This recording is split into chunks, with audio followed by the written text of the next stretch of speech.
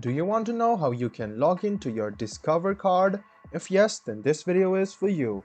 Hello and welcome to 1-2-Step. It's your host back again with yet another interesting tutorial video. In this video, I'm going to teach you how you can log in to your Discovered card. I hope you open your Chrome OS browser by now and then go to Google and then search for Discovered card login. Click on the first link which appears on your screen. It will take you to this portal where you can log in into your credit card. Go ahead and write down your user ID, your password, and then click login. This way you can log in to your Discover card. Now if you want to log in to your account, go ahead and click Discover and you can see the secure account login.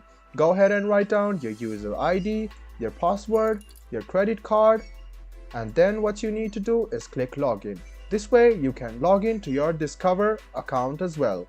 So this was a video on how you can log into your Discover or your Discover card account.